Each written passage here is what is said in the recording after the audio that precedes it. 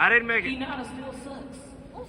Stop it. Thank y'all so much for joining us today for this Boondocks panel. Who is excited? Who's a fan of the Boondocks here? I'm so excited because we are celebrating not just the Boondocks, but the legacy that is the Boondocks. Because the Boondocks wasn't just a cartoon, okay? It was a cultural wake-up powered by comedy.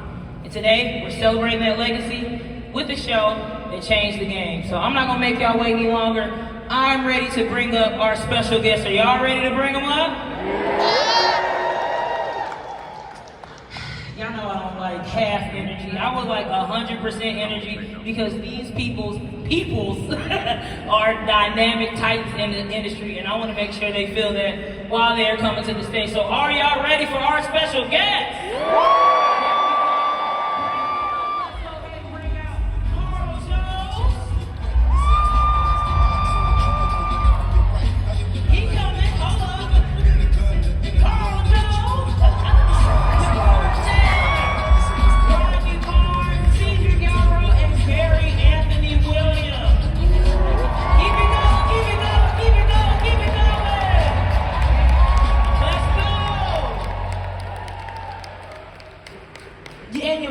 Yamara, I said Yamara, but we're gonna say it again. Yamara Taylor! This stage is huge, y'all. It takes a second to come on up. First of all, how are y'all today? Doing well? Doing good. Fantastic. Fine. So let's go ahead and get this first question out of the way, because I know everybody wants to know this. Is the Boondocks coming back? Is the Boondocks coming back? You got it right. I don't know if today's world is a world where the Boondocks fits. Now, I know I don't need I can't fight all of Houston. The reason I say that isn't because it wouldn't be a great show. As sensitive as the country is, as polarized as the country is, and you have Twitter now, you can go there and say, I hate you, I hate this person immediately when something rubs you the wrong way or does whatever. Corporations don't like that, networks don't like that, studios don't like that. I think creatively, it's a perfect time. We have everything happening in the world, and every time I see Shannon Sharp or Puffy, I think about Appleseed. But whether or not the world can take that in the same way, emotionally, I don't know if today's world fits. Okay. Yamara, anything from you on that question? I agree with everything Rodney said. You know, I think the news cycle is so immediate, and we benefited from, not that. So, Rodney's right. He sound like a scared nigga. Scared nigga. Oh, I think. Yeah, I think we would all hope that it would come back. The possibilities, I don't know if the environment is wrong, or do you just push the envelope? But like, if there was an opportunity, I would jump on it in a heartbeat. Hi everybody, what's up? I agree with Rodney. I agree with everyone that in the corporate world, Sony and HBO, and they might not have the patience for it, but as far as the audience, we do have the audience for it. People would want to see the show. I think, like before, the audience. The audience found the show back then. They would find it again, but to Rodney's point, I think the bravery that it took for Adult Swim to actually put that show on the air, it shook a lot of people, and I don't know if there is that climate now. I don't think you could just say nigger freely. It'd be like bees stinging in people's ears. I don't think. Or pause and no homo. Pause. You have to say no get No, all of that. All of that. Say an AO now. Give him a nice AO. So going back to some of the stuff you already said about just it being now and the difficulty it would take to do that show now, do you feel like you ever struggled with how far the show took a joke or critique? Was there ever a point where y'all like, all right, we're wilding out? I feel like I know the answer, but I want to hear it from y'all. I never felt that way. Older me, 20, 25 years older, probably, there were some jokes. You know, to get to the place where you hear what you hear on TV, you gotta go here to bring it back in. I think some of the jokes we went here, you know, Winston Jerome took a hard one, you know. And there were some other episodes where I think probably would have pulled it back in a little bit. Oh yeah, product placement, sorry. That was my liquid coke. That was. You know what's funny about the Winston Jerome episode? Originally, he was actually named Tyler Perry. Yeah. Right? And he looked like Tyler Perry. So the network came back and said, you can't do that. And then we found out what his real name was, and we called him that. And we got that through for about a couple of months. And then the network called and said, we know what you're doing. Like, stay away from Tyler. So then we came. That was amazing to me that Tyler Perry had that much That wasn't amazing. pull in. Yeah, I didn't know. That episode came from, I actually went to Tyler Perry's house. Oh. And I got caught not praying at Tyler Perry's house. Oh. Like, that's literally where the episode came from. Got caught not. I got caught not, because he was praying for stuff like, oh Lord, let's find the jokes. Let's make this script fun. It wasn't about anybody's health or anything. It was about making money. And I was looking around like, what's happening? And look at Angela Bassett's arms. I was just looking around. And then, like, he was videotaping the whole thing. Just And then, huh? Puffy, like Puffy. Like, Or prayer. exactly like a Videotape. I've been to I didn't go to a white party, I've been to a gray party. That's when you don't take off everything. I came home and I told Aaron Magruder, hey dude, I went to Tyler's house, and so what happened. He's like, that's funny. And then the next week, y'all let put the script in. I was like, oh, I'm done. I had an experience, but I ain't gonna talk about mine. But go ahead. You told me about it. Maybe I should tell you. Your job is I know to it keep involves, secrets. it involves some lingerie, that's all I know. Hey, what happened to lingerie? They make them one size fits all, double XL. That's not important. Let's just move on. This is the problem. Okay, so we do know that now we know that the Tyler Perry episode was based off of something true. So much was based off. Yeah, so what other The episode? beginning, the kernel, there's a truth at the heart of it that expands out into something else. I remember driving on the 101 in LA and Step in the Name of Love came on. And I was thinking, boy, if you had this right with R. Kelly in the beginning, when the tape first came out. And I called Aaron, I said, we should do an episode with a trial of R. Kelly, but in book press. And that became, like, there was no one way that a story began, but there was always something at the beginning, at the foundation. Any other moments in the show that you guys want to talk Usher, about? remember the Usher episode? Sure, the Usher. Remember Usher? I want to bring it up. There was an episode with Usher. Bring it up. And when Usher was there, I remember Usher episode. Remember that? Talk about it. You remember that one? After it happened. Yeah. So, we were in Mr. Child's celebrating our season 3 pickup? Season 2 pickup. And, you know, we're there with all our significant others, and then Usher glides into the restaurant.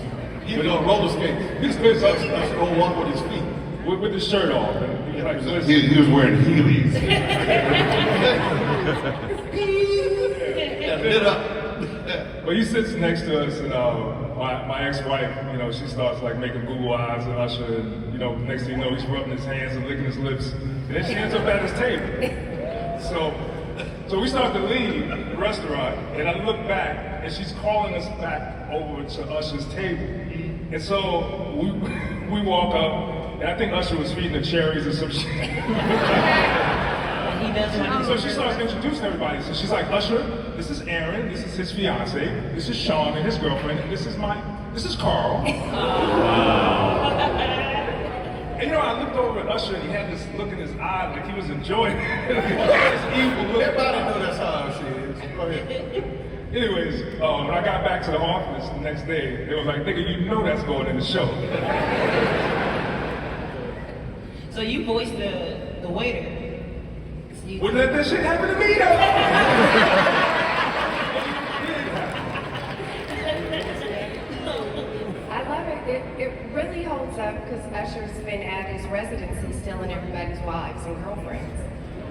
He needs to be stopped. He got a pattern. So you voice two characters, and then both of you guys voice some characters. I'm really interested in like how you come up, or what the process is for coming up with the voices for your characters. Mine was, well, first of all, I was a fan of the Boondocks before the TV show. I read all of the comics in the newspaper. I had all of the books. My agent called, said, hey, they're creating there's this cartoon called the Boondocks. I was like, I know it 100%. I auditioned for every male character, for the boys, for Granddad, and then there was a new character, Ruckus. And they showed me a drawing of him and told me what he was like. And I'm from the South, deep South, Fayetteville, Georgia. And my daddy's... That ain't possible. I'm the only nigga ever made it out. And my daddy used to have these dudes who would come over like every Sunday and hang out with him. These other black men who just hated black men for some other reason. Just hated them and would always tell us how good the white man was and what you needed to do to become friends with him. And like, what? Why, Daddy? Why? So when they showed me that and they told me who he was, I just stole a lot of that feeling from those dudes who used to hang. You know, I saw his big lady, loved him body. It looked like it moved slow, so his voice gonna match that. So I just stole those. And once I did that voice in the audition, that's when Aaron looked up. Like a gopher out of a hole, like, oh, what the hell's going on? So that was one of the only times I left an audition going, I probably got that. Glad you did. What about you, Cedric? Yes, when I auditioned for it, I just remember all of Black Hollywood in the audition. You know, there was just a lot of amazing named musical groups and actors, black actors. I was like, wow. Blackers that were auditioning, and I showed up dressed as Tom with my blue suit, red tie, because I thought it was a live action version of comic strip. My agent didn't tell me, no, they're just making the comic strip that you love into an animated series. So I showed up as Tom, memorized the dialogue, and I had it all clipped and ready to go.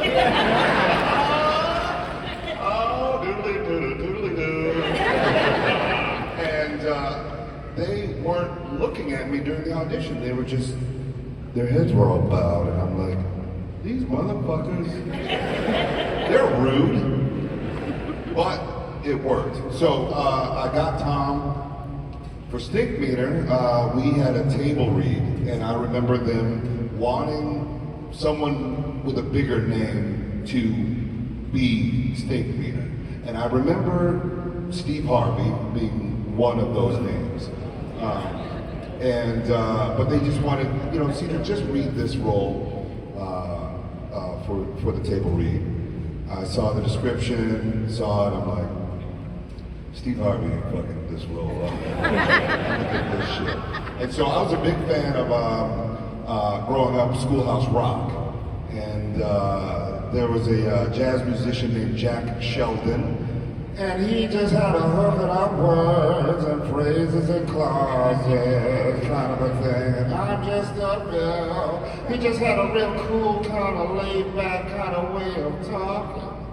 And he was a white man, he did a lot of cocaine. He was just a real cool fucker, you know.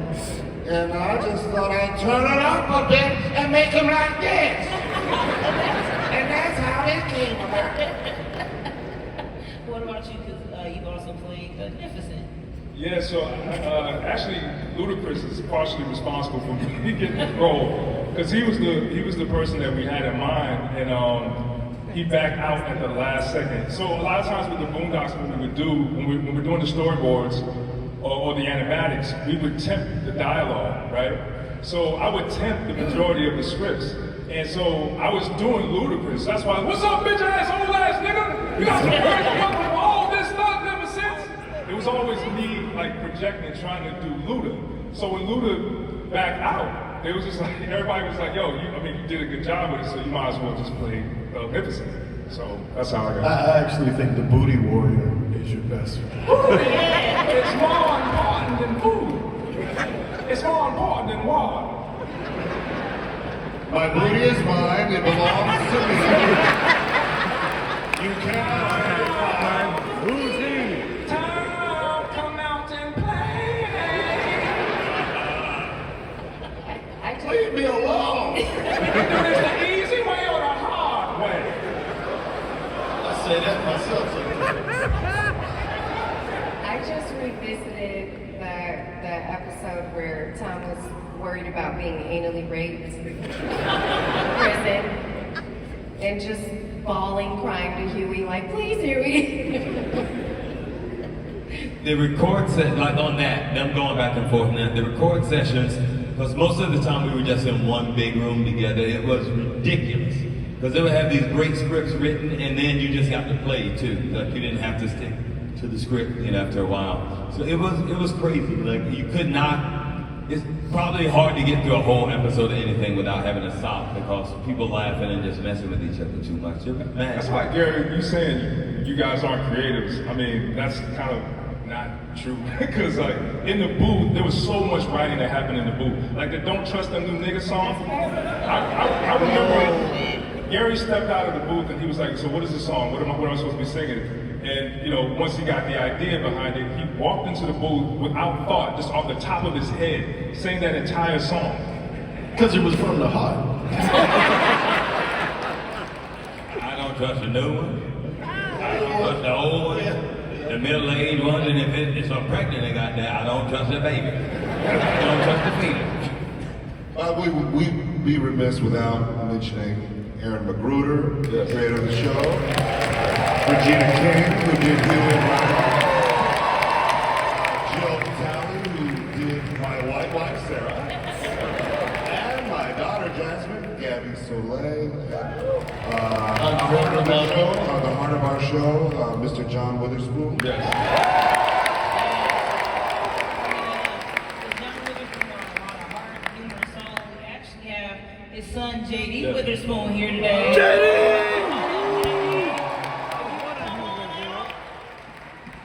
Keep it going for JD Witherspoon. Let's go, JD!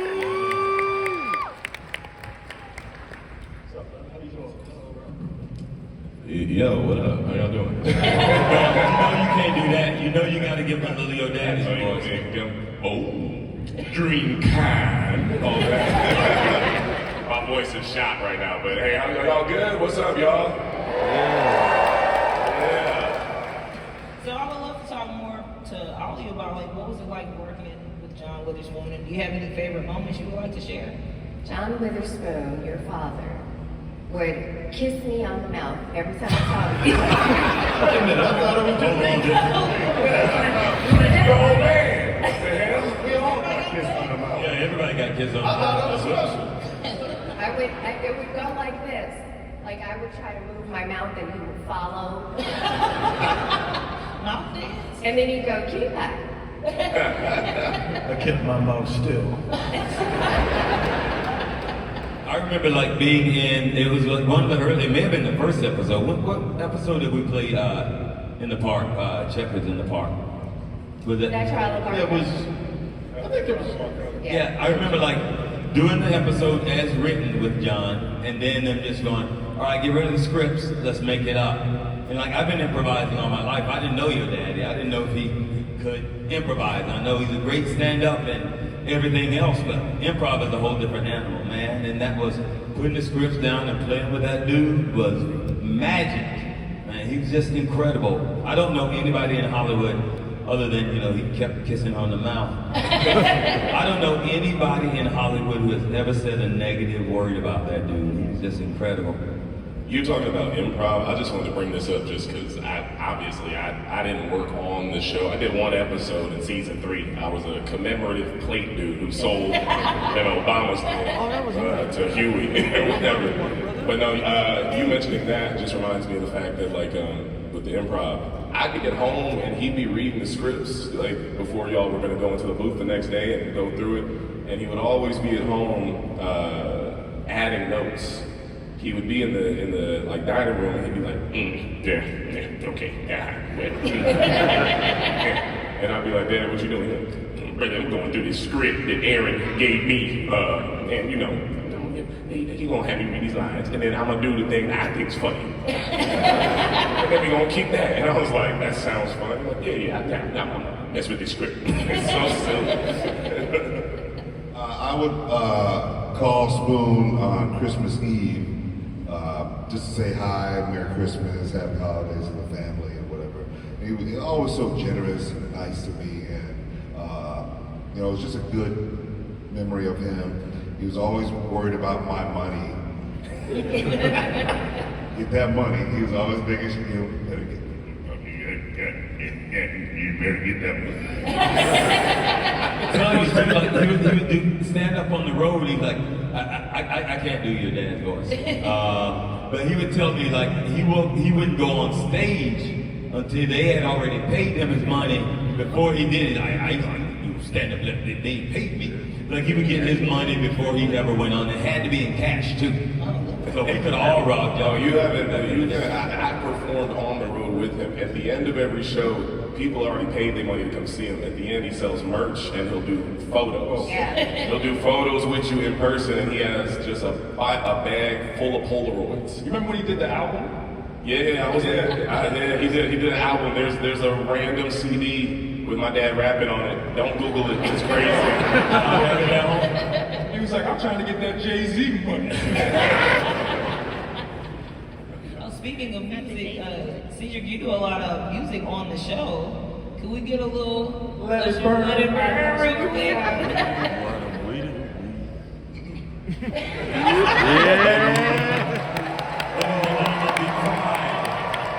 The pride of Minnesota, Mr. Cedric Yarbrough.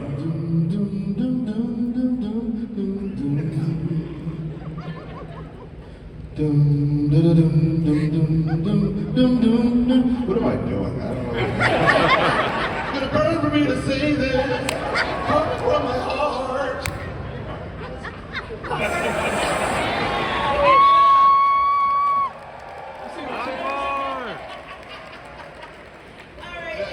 Okay, let me one story about that one. Okay, so we get there, some of the idea, gonna sing the song, do the song, and I'm like, okay, I don't really know the song that well. I know it, but I don't know it.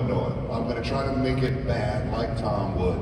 And so we did it, and they were like, I said, make sure I can do this better again, okay? And they were like, yes, I promise you we'll do it again. They never gave me another take.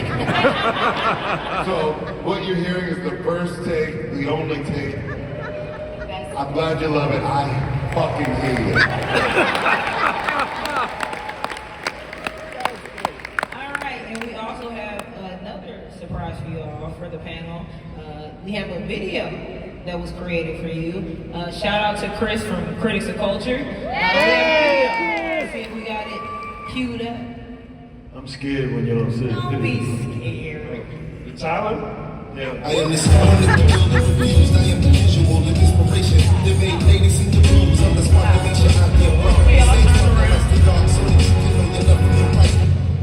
Tom, this is my bottom bed sweetest taboo. Now, approach taboo, grab her arm firmly, and command her to leave with you. Get your ass in the car. Kiss my ass. If you was any kind of real man, I wouldn't be here with Usher in the first place. Keep sweetest taboo has spoken, baby. Okay. I'm Kitty Kaboom. And seriously, y'all know how to make a chick feel old as a bug. She just gave you permission. Oh! You see that? That's no problem getting you. Okay. Thank you, Boondocks, for creating art and commentary and hilarity for us, by us, bringing everybody along for the unprecedented and iconic ride. Huge shout out to Carl Jones and the entire Boondocks family for making it do what it do even when they didn't approve of the way it was done. Super grateful to be a small part of an enormous legacy. Thanks and congratulations. Okay, Taboo, you are in rare form. Hey, what's up? It's DJ Vlad from Vlad TV, and I just want to talk about so me and Carl Jones, we were we're talking, we're actually doing content to get the Tuesday character. And I was a huge fan of the Boondocks. It was like my favorite show on television. And I was just in LA, and I just called him up, and we were talking. I was like, hey man, get me on the Boondocks. And he was like, wait, hold on. I think there's a part that actually could work for you because Thugnificent is beefing with Sergeant Gutta, and he goes to a radio station to kind of air out the beef. This is DJ Vlad, and I told you, we have a very special guest in the studio this morning. This man right here is a legend of the game, a pioneer, if you will. Give him respect. Thugnificent! What up, everybody? Man, what an honor. And this is really just a highlight of my life to be on that show. Not just my music career, my video career, whatever else, my DJ career, like just of my life to be on that show. I just love the Boondocks and just captured hip-hop culture so well. It was almost like telling of the future. So thank you so much for having me on. Carl Jones, thank you. Congratulations, 20 years of Boondocks. Here's the 21. Feeling a lot of cats right now, you know what I'm saying? A lot of people doing their thing. Now what about Sergeant Gutta? You gonna find out what this is? Fuck Sergeant Gutta. That nigga can eat a dick. The Boondocks, 20 years.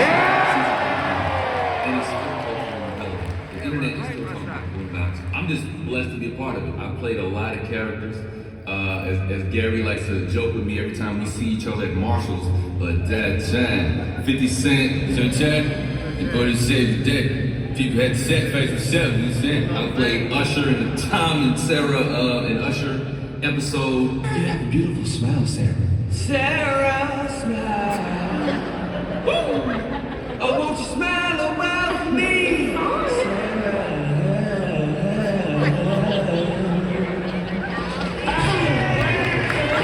Yes, that's really me singing. And me and D-Ray Davis played the two rebellious slaves in the field in the Catch a Freeman episode. Tell you, man, Catch a Freeman is real. He go around from plantation to plantation, freeing all the slaves and shit. He's like 14 feet tall, got trapeze in his motherfucking bicep. Crazy, he ain't no more, man. He's Superman. John Witherspoon, Regina King, Cedric Yarbrough, Gary, Carl Jones. Me and Carl have been friends since high school. I always tell that story. And many more legends today, but I'm just honored to be a part of the legacy of Boondocks. And I think it's time to bring Boondocks back. What's up?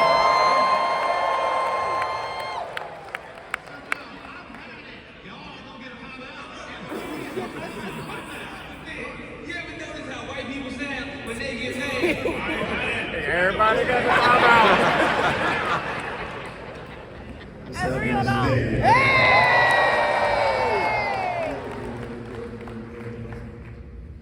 Commentary about life, culture, politics from a black perspective.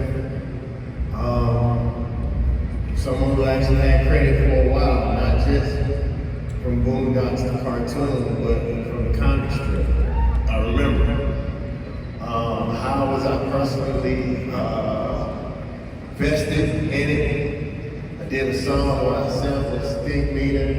Punk ass! You wanna do something? This ass milk!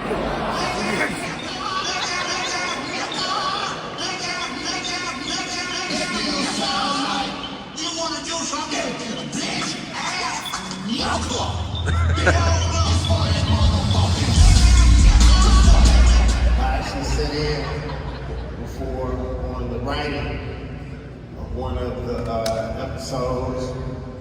It was different. We had a great time. Carl is someone who I can consider a friend and a peer. Aaron, we've had great conversations. He introduced me to Super Silver Hayes. Thank you, brother. And to me, like they told a lot of truth. They were visionaries. A lot of the stuff that they talked about in the cartoon, it came true, years to come. So I thank y'all, I appreciate y'all, blessings. David Banner. What's up, bro? I'm Sway. by inexplicable hairbreadth. We interrupt Gangsta-licious resurrection for this breaking news story. Rapper Gangsta-licious has been shot. Hey, what's up, bro? This is Sway.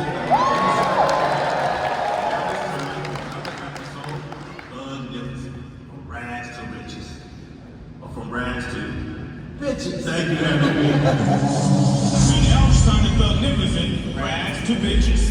Carl, Aaron, everybody from the Boondocks crew. It's been an honor to be a part of the Boondocks. The different episodes I did. A true cultural pillar. There's been not another animated series like Boondocks, right, Heather? Yes. You know, and Boondocks has gone so far. Anywhere I go in the world, people bring up those episodes. A very important voice. What did you think of Boondocks? Absolutely incredible. It's a legacy there. Much love to y'all. Thank you for the work and the contribution. Absolutely. We need another Boondocks. I'll come out of retirement for it. Carl, let's make it happen.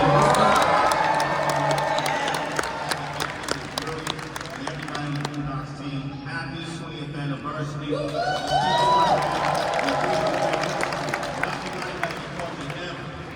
It's real out here, niggas. Happy 20th anniversary.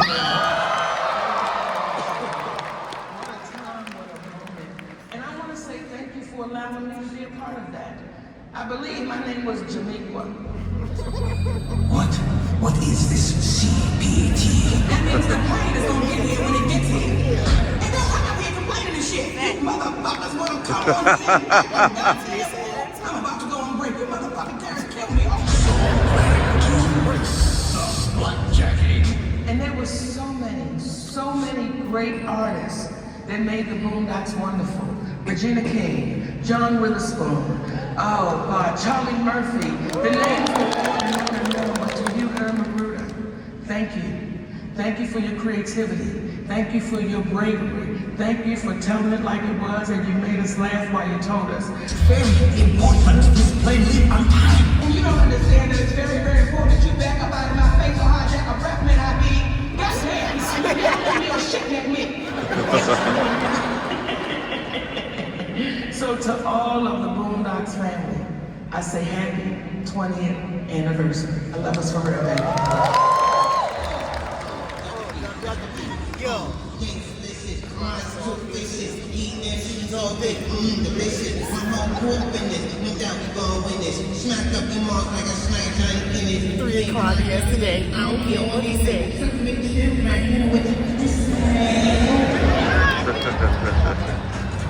Peace, this is Yasin Bay. Congratulations and happy 20th anniversary to all the Boondocks crew. Been a big admirer of Aaron's work from his days as a comic strip writer. I've been a big fan of Boondocks before it reached the screen. And can't quite remember how I got on the program. My brother, one of my brothers, I believe, has said, hey, they want you to be on the Boondocks. I said, oh, I love that. And I think that we even talked about, prior to it being on television, about, I think I had submitted a theme song idea that was kind of more in the vein of, I guess I was thinking about Charlie Brown type of piano vibes, but the direction that it went in was much better. And anyway, congratulations, thank you again. God bless you all. Long live Gangsta-licious.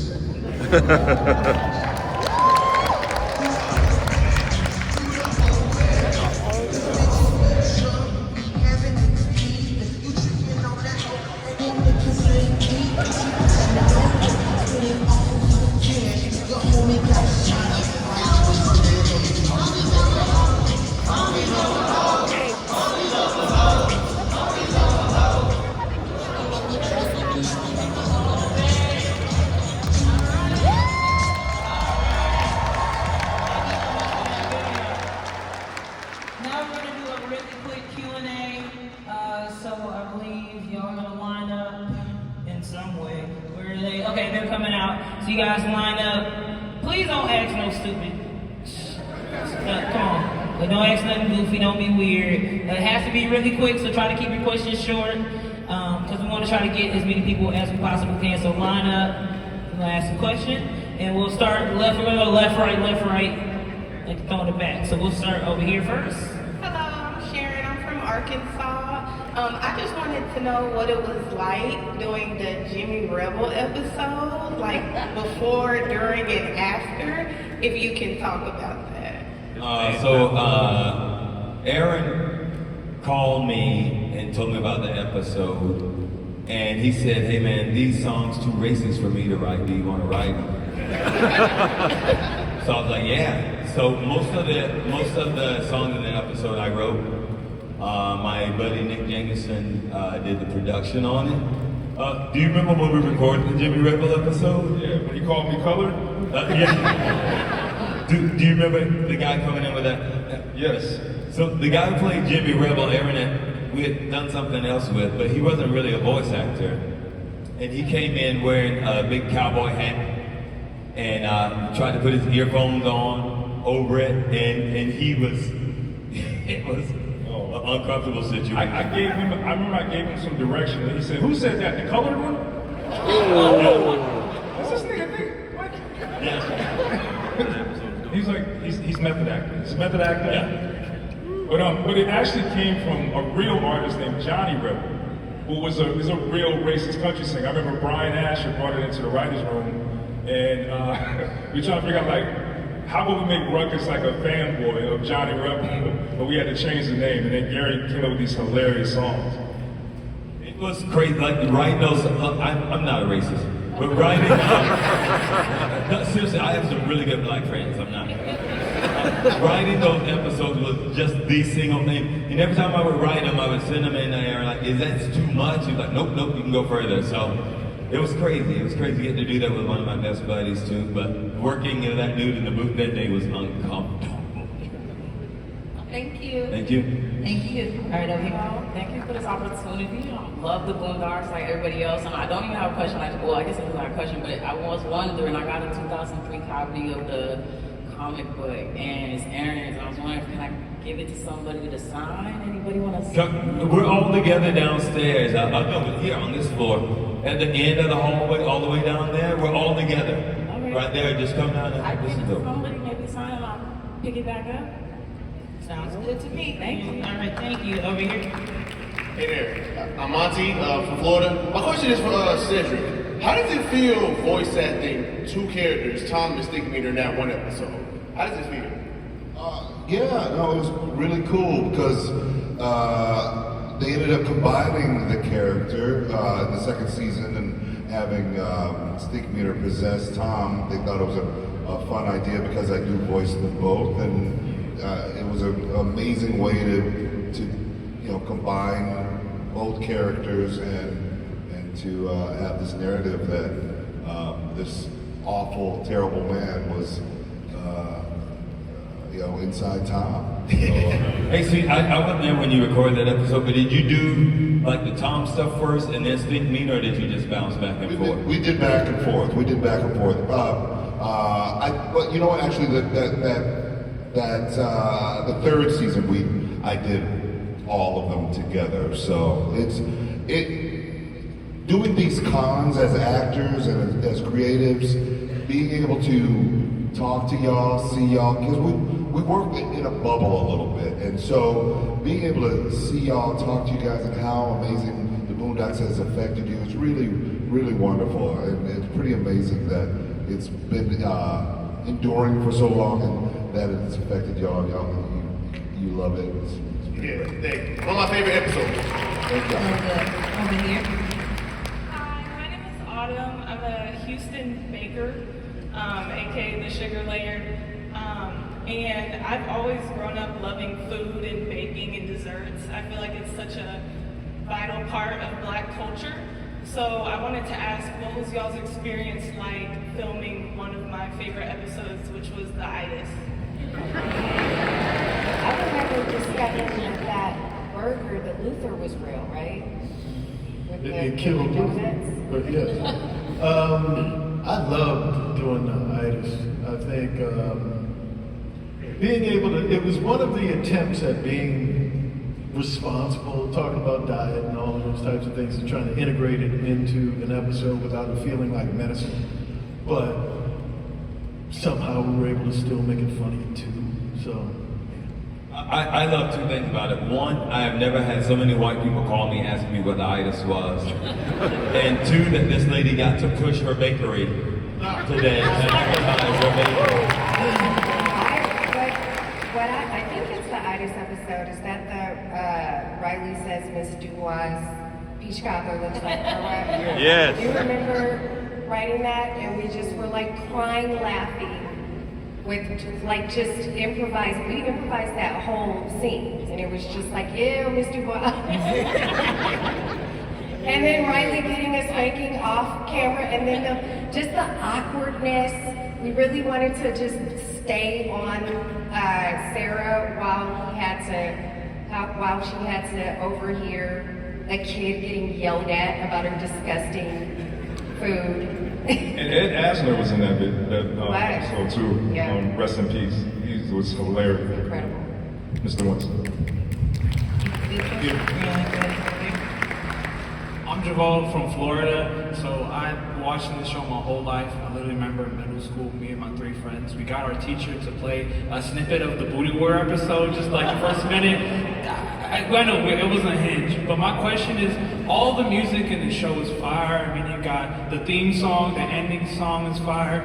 You got Drop It Twisted Butter My Biscuit from the Winston Jerome episode. Then you got Dick Riding Obama. And then my favorite one was Watch Me Do That. Well, Sergeant gotta do that dance. Watch me do a flow. Sergeant gotta crank that dance. Watch me crank that artichoke. Like, how is all the songs so good? You never know it, all hits, no misses. My favorite one was booty butt, booty butt, booty butt cheeks. That's not the real lyrics, right? Well, it is booty butt, booty butt, booty butt cheeks. Booty butt, booty butt, booty butt cheeks. But it was actually mood and butt cheeks. Right. What made you change it to booty butt? Well, Big Tank thought, who was the music producer, he actually did the song as mood and butt cheeks. But I thought he was saying booty butt cheeks. We thought he was saying booty butt cheeks. So we started singing booty butt cheeks, and we're like, it's brilliant. It's like, those aren't the lyrics. Thank you. We'll go ahead and go. How y'all doing? My name is Bennett. I was curious, as the comics has such a strong legacy, and it's 20 years, congratulations, with the show, and the Booty War is out now, the man is on kind of those the 30B1 and whatnot. I was curious, how does the legacy from the show impact or compare to the legacy from the comics? You know, the comics and the show were very intertwined. When we were writing the show, Carl and I were also helping Aaron with the comic strip. And so they all worked together. And so sometimes we would kind of pull something from the show that we were going to do and put it in the comic strip because we thought it would make a really fun week. Or sometimes we get really excited about something we had in the strip and turn that into an episode. Like Uncle Ruckus was in the strip first, but then the newspaper got pulled from a couple of, just because he was just. I think the first strip we did with Ruckus, he went to go see Planet of the Apes at the movie theater, and a lot of newspapers dropped the strip. All right, so we probably have time for maybe 2 more questions. So we'll go ahead. Hey y'all, my name is Ade. I'm from Maryland, and okay, yeah, DMV 301. You know what I'm saying? What you guys did, like, truly cannot be understated in terms of you guys told stories and told truth at a time where it was infinitely harder to tell those black stories on that network at that time than it is now. So my question is, for artists like myself and others in here that want to tell stories that are equally as truthful and real and black as the Boondocks, what advice can you give us to be confident in telling those stories? Tell them. Tell your stories. they're your stories. Tell them, write them, however way you need to get them out. You guys have an incredible way now where you get to create stuff and get it straight to audiences. And so however way you create, get it done, finish, right? That's incredibly important. A lot of times we don't finish. Finish it, and it doesn't have to be perfect, but whatever it is you have to say, whatever is authentic to you, say it, be clear, and then whoever is fucking with you will fuck with you. Go ahead for our last question over here. Hey, my name is Gabriel. I'm a published author and poet from Ohio. I wanted to ask a question. Yes, sir. I wanted to ask a question which is very similar to him. I'm one of the moderators of the Writers Discord for DreamCon Writers, where it's artists, graphic designers, screenwriters, the whole nine. But I wanted to ask it similar to his question. For all the artists in here, it's just beautiful to see the community that you've created. I was wondering if you could provide us a challenge to leave DreamCon with, whether that's how we stay collaborative or how we create. Is there a challenge you can provide us? Because I know when I'm getting home, I'm getting straight to writing and just inspired from seeing you all. So what challenge could you give us? And I say everybody that's an artist, pull out your notes and jot that down for motivation. Very similar to what I said before. Figure out what it is you're trying to say. Be clear about it. Whatever you're writing, make sure everyone knows you're writing it. Let them read it. Take notes. Take feedback, right? Make sure that just get it done. Just do it. And everybody doesn't have to be on your same page. Everyone doesn't have to agree with you. You're a creator. Create and put it out in the world and just continue to do that until the right people notice. Yeah, I was gonna say all of that, and just from my perspective of seeing y'all and growing up, because I was like a kid coming to the studio with my dad, watching them work. This wouldn't have happened if they didn't collaborate with each other. So I feel like everybody here, your assignment should be to meet people here and collaborate with each other. Like you should go home with like 30 new creators in your Instagram feed that you just followed and hit them up for the next 5 years. The next thing you know, one of y'all might create something crazy. So collaboration, I think, is important. I love that. Very good. I'll also add, what I've learned this weekend has been pretty amazing. This DreamCon, I've done a couple cons, but never as black as this con. Is really.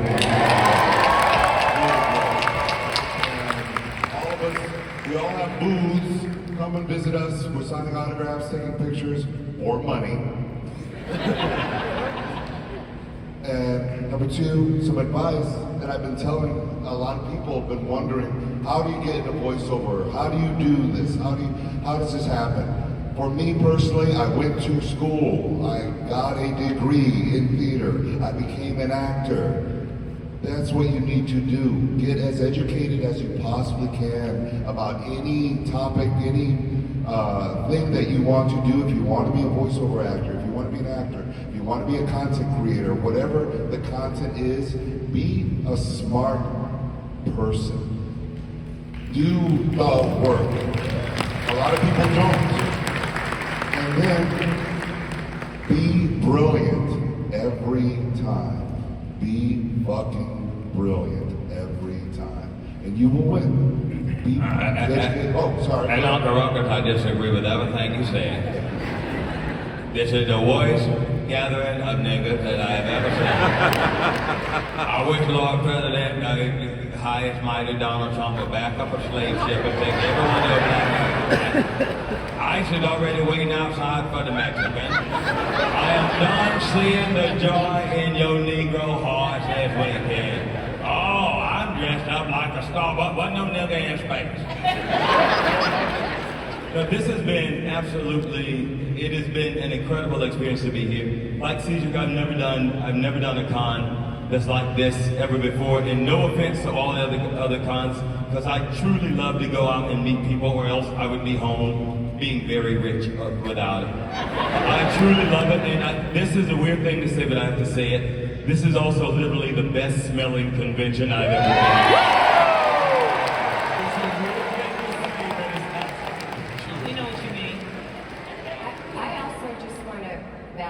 Everybody that's here. Like, this is my first con. I didn't know what to expect.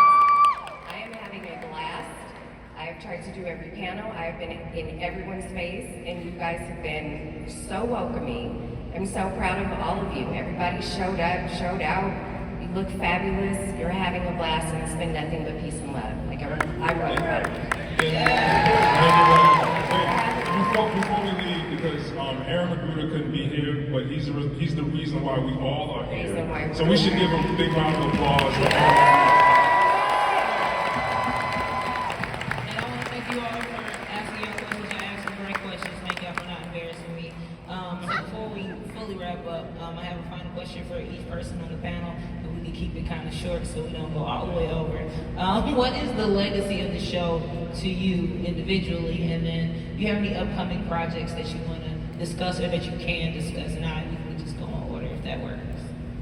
Reverse. Oh, me?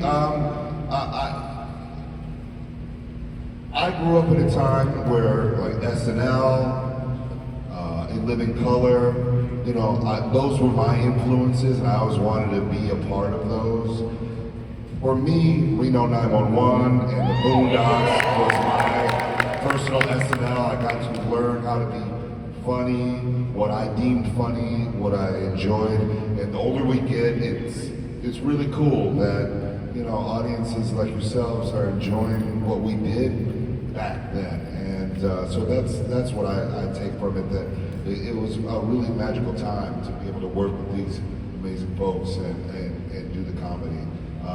Yeah, I got a lot of shit coming out. That's it. When I think of the legacy, I mean, I think of all y'all who are just super fans of everything that these people were a part of. And I'm just happy that I was a fly on the wall hanging out with a guy who's so important to so many people out here, because, you know, he was just a silly dude to me. He's just my dad. I don't really, I'm like, oh yeah, you famous? That's cool. Good for you, man.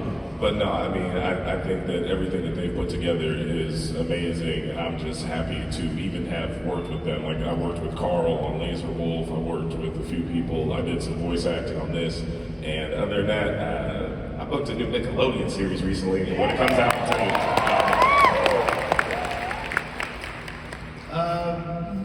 When we started the Boondocks, I was working network TV. I was doing My Wife and Kids and Everybody Hates Chris. And in those shows, we spent more time trying to figure out how to say something for network censors and the like. And then at night, I could go to this place where you could say anything you wanted to say. In fact, you could continue to push the envelopes as far as they could go. And I think it's something about being able to be true and honest and represent the culture in a way that feels authentic. And I don't think there have been a lot of shows in the history of television that have been able to sort of capture the voice of African American culture. The challenges, the beautiful parts, and everything in between. So I always try to look at the Boondocks as being representative of that, and that's the thing I'm most proudest of. As far as me, a couple of movies. I'm doing the Jack Johnson story at HBO with Mahershala Ali. Bunch of stuff in development, just trying to keep my children fed so they stay off the pole. By the way, when Rodney did used to come through at night, he was so funny, like he left us all like on the floor, stomachs cramping, like he's just like, he's a force of nature. Like most of the Uncle Rugged stuff is this guy.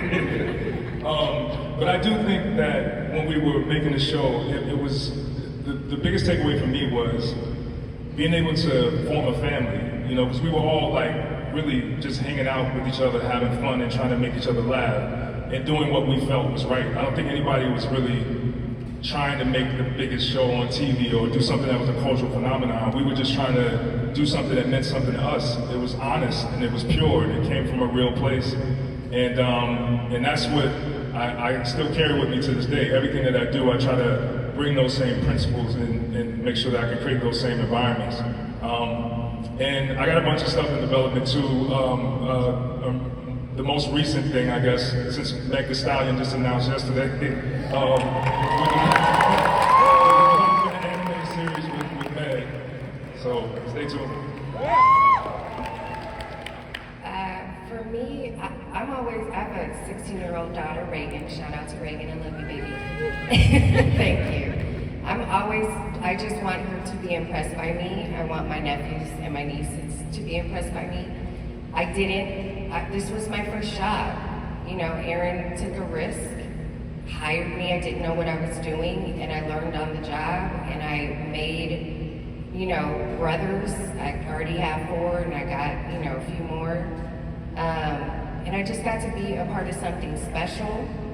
I got to figure out my voice a little bit, and I just carried that with me. And then later, when I got to write on shows like Blackish, I kind of had, you know, I got to just be a part of the culture. And I just think that's really important. And so for me, the legacy is just being able to impress my kid. She cares about it. And I want to thank Aaron because he's a brilliant dude. And we really wouldn't be here without him. The time doing this show, look, I've never done another show like it since. I can't even imagine having the honor of doing another character like the one that they created, the words that Rodney Barnes put in my mouth. I can't even imagine that opportunity in life. Wait, what did Rodney put in your mouth? He put the taste of John Witherspoon's lips in my mouth. Pause. No pause. This was some gay shit we did. And we were Happy Pride Month. Done with love. Done with love. Happy Pride Month. We had baby. We were done with love. But literally, the joy of being able to work with that group of people in that time, creating something, and it wasn't one of those cases where you didn't know you were doing something special. We all knew that this was the dopest shit out there, because it was just absolute fun. So thank you guys for letting me be a part of that, man. Thank you for everything that you guys put on paper to let us play with. It was magic. As far as what's coming up for me next, I just finished shooting a 4-episode reboot of Malcolm in the Middle, so that'll be out. And a bunch of cartoons, including I'm doing some stuff on the new Black Panther Eyes of Wakanda. Yeah! I forgot to say my thing. Your thing reminded me of my thing. I have a bunch of development too. Okay. I'm writing stuff too. I'm producing stuff too. Okay. Gary, you ain't telling about your OnlyFans page? Oh yeah. If you like the bottom of foots, you're gonna like the bottom of my foots. Okay, that's where we're gonna have to end this. Wait, that's how we're gonna end it? Perfect. The bottom of Gary's foot? I feel like that's a good way to end Both of his foot's a beauty. Thank y'all so much for, thank y'all for coming.